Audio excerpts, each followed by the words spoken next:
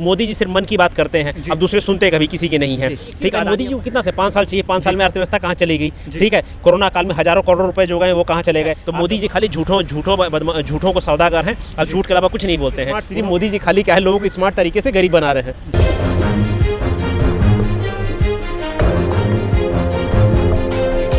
ये बड़ा सवाल नहीं, अब मजेदार बात देखिए, मोदी जी जो है, मोदी जी को चेहरा वाले ओबीसी चाहिए, कागजी ओबीसी। उन्होंने 27 मंत्री बनाए जी। उसके उसमें मेडिकल में जो हमारे 11,000 डॉक्टरों को नुकसान किया जी। जब हम लोगों ने धरना प्रदर्शन किया उसके, लेकिन हमारे धरना प्रदर्शन करने के बाद वो बात सुनी गई है। ठीक है, हमारा कहने का मतलब है कि ये लोगों को टेस्ट क्यों कर रहे हैं। अब हमारे आईआईटी में प्रोफेसर क्यों नहीं है। अब ओबीसी का सबसे बड़ा जमात जो है, जो 60-65% के आसपास माना जा रहा है। ठीक है, अच्छा में जितने भारत में मुसलमान हैं 90% ओबीसी हैं। ठीक है, तब बताओ कितने हमारे मुस्लिम समाज के लोग ओबीसी उसमें कोर्ट में जज बन रहे हैं। ठीक है, आईआईटी आईएम में प्रोफेसर कैसे नहीं बन रहे हैं। ठीक है, तो इसमें मेरिट की बात है। मेरिट क्या है इनका? मेरिट अब बताओ, आज तक आईआईटी ने उन्होंने कौन सा एक आविष्कार किया है सिर्फ गोबर से साबुन बनाने के अलावा। तो आप ये भी तो बात करो कि ये अपने को बहुत टैलेंटधारी बताते थे। जब से देश आज़ाद हुआ है उसके बाद से देश की स्थिति, अभी रुपए जो है आपका 70-75 पहुंच गया है। जब देश आज़ाद हो उसमें $1 जो है 14-15 रुपये बराबर था। मतलब 70 साल पीछे उसको ले आए हैं देश की अर्थव्यवस्था को। सब पैसा, सिस्टम का पैसा जा कहाँ रहा है? जो भारत सरकार की, हमारा मानना ये है कि एक बार जाति की जनगणना करवा लो, आबादी आ जाए, तो भारत सरकार का जो 3-4 लाख हजार करोड़ का जो बजट है उसमें हमारा ओबीसी का हर जाति का हिस्सा दे दो, जितनी उनकी आबादी के हिसाब से, समस्या खत्म। आरक्षण तो दे रखा है ना सरकार ने, तमाम जातियों को अलग अलग आरक्षण है, चाहे वो ओबीसी को, SC/ST को, माइनॉरिटी को, फिर भी इस तरह की नहीं। पहली बात प्रश्न ये उठता, आरक्षण की बात क्या है। पहली बात, आरक्षण शब्द में हमको दिखा, हमको चाहिए प्रतिनिधित्व।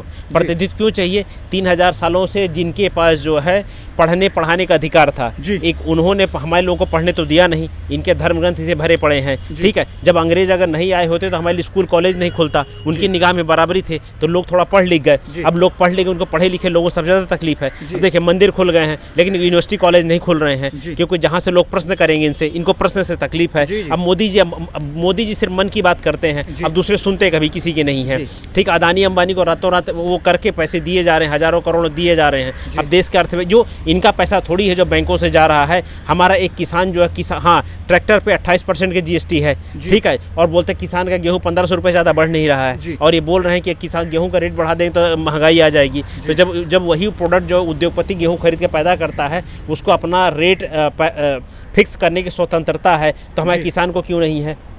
जो 3 कृषि कानून बिल आए हैं वो भी आप देख लो, किसान उद्योग, उनकी किसानों की ज़मीन छीनने के उसमें आ रहे हैं। तो आप ये देखिए किसान कौन है।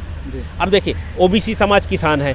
ठीक है, उसकी ज़मीन उससे जुड़ी हुई, माँ की तरह उसकी पूजा कर रहा है, ज़मीन उससे छीनने का प्रोग्राम चल रहा है। अब पूरे देश में आप देखिए, इसमें बताओ, इसमें कौन सा सेक्टर जो है जिसकी अर्थव्यवस्था ठीक चल रही है? बताइए, विद्यार्थियों की हालत ख़राब है। ठीक है, पर मोदी जी तो बार बार कहते हैं डिजिटल भारत है, नए भारत के निर्माण में समय लगेगा, मुझे समय दीजिए। नहीं, एक चीज़ बताइए, मोदी जी को कितना से 5 साल चाहिए, 5 साल में अर्थव्यवस्था कहाँ चली गई। ठीक है, कोरोना काल में हजारों करोड़ रुपए जो गए वो कहाँ चले गए। आप जो मास्क, पूरी दुनिया में मास्क खोल के आपको मास्क खोला जा रहा है, आपको फाइन पुलिस ले रही है। ठीक है, तो आपको सिर्फ आपको लगता नहीं कि देश में खाली एक्सटॉर्शन का गैंग चल रहा है। आप एक कार खरीदते हो, 1.5 लाख रुपए आप उसकी वो रोड टैक्स देते हो, लेकिन कहीं रोड बची नहीं टैक्स वाली। आप जब हाईवे आपको प्राइवेटाइज आपने कर रखा है, कहीं बचा, अब तो आपको सिर्फ पेट्रोल 104 रुपये, पेट्रोल का वास्तविक कीमत कितनी है? 30-35 रुपये ज़्यादा नहीं है। तो सब पैसे कहाँ जा रहे हैं? अब ये सबको आपको पता है कि अदानी जी उनके फाइनेंसर हैं। अडानी जी मैं आपसे रोकना चाहूँगा। बीजेपी के मंत्री, आपने कहा पेट्रोल और महंगाई के तमाम मुद्दों को बताया। बीजेपी के मंत्री का बयान आता है पेट्रोल और जो तमाम जो खाद्य सामग्री जो महंगी इसलिए हो रही है ताकि कोरोना वैक्सीन देशवासियों को फ्री दी जाए।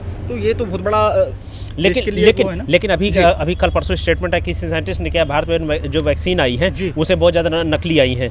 ठीक है, उस पर भी तो क्वेश्चन खड़ा हो गया है।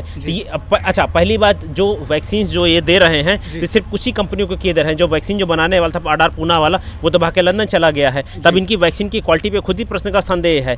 अब मोदी जी ने जो वैक्सीन लगाई, हमें यही नहीं पता है मोदी जी वैक्सीन कहाँ लगी है। इससे पहले जितने किसी राष्ट्रपति या पुतिन या किसी राष्ट्रपति की फोटो आप देख लोगे, उसमें इंजेक्शन सिरिंज लगते हुए दिखाई दे रहा है। मोदी जी में खाली हाथ दिखाई पड़ रहा है, लगी भी है नहीं भी लगी है। ठीक है, तो मोदी जी खाली झूठों को सौदागर हैं, अब झूठ के अलावा कुछ नहीं बोलते हैं। उन्होंने बोला था 2 करोड़ रोजगार मिलेगा, कितनों को रोजगार मिला? आपके खाते में 15 लाख आएंगे, आपके खाते में 15 लाख। जो घर का बर्तन रहा वो बिक गया होगा। ठीक है, तो मोदी जी जो बोलते हैं उसको उल्टा समझो। जब मोदी जी गुजरात के प्रधानमंत्री थे तो उन्होंने स्मार्ट सिटी चालू की थी, उसका स्टेटस तो बताओ, वो स्मार्ट सिटी का स्टेटस कहाँ पहुंचा 15 साल में? तो बनवाया था ना, 15,000 करोड़ में ढोलेरा बनाए। जी। तो वही कहने था मोदी जी की स्मार्ट सिटी, मोदी जी खाली क्या है, लोगों को स्मार्ट तरीके से गरीब बना रहे हैं। तो अगर आपको पसंद आया हो तो इसे लाइक करें, कमेंट करें, शेयर करें और हाँ, हमारे चैनल को सब्सक्राइब करना ना भूलें ताकि देश विदेश से जुड़ी खबरें आप मिस ना करें, क्योंकि कोरोना काल में 2 गज दूरी, मास्क है जरूरी। नमस्कार।